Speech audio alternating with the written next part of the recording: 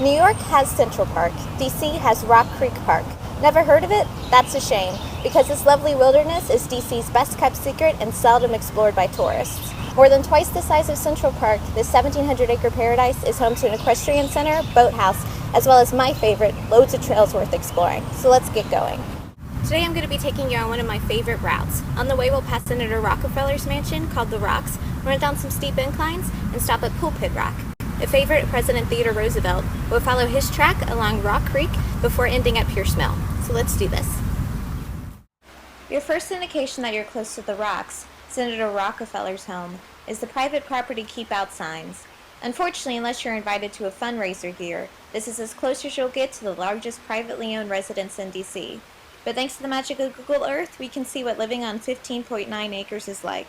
Not bad. From there, we're going to take the Meadowlink Trail up to the Valley Trail for one of Rock Creek Park's strangest sights. So I have no idea what this thing is or who built it, but it's always reminded me of something from HBO's True Detective. It's a little weird.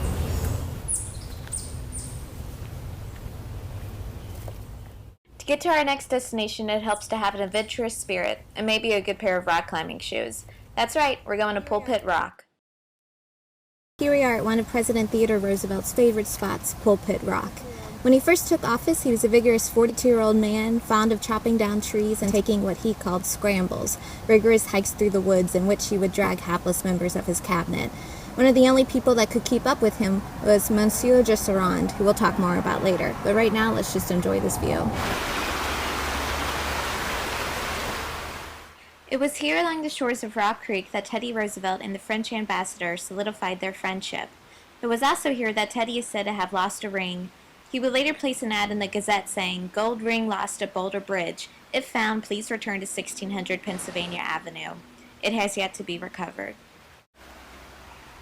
One of my favorite stories of Teddy Roosevelt and Monsieur Jusserand's friendship is when the two went skinny dipping in Rock Creek and the president called out to Monsieur Jusserand, "You left your gloves on," to which he replied, "With your permission, I'll leave them on, in case we should encounter some ladies." Pretty cool.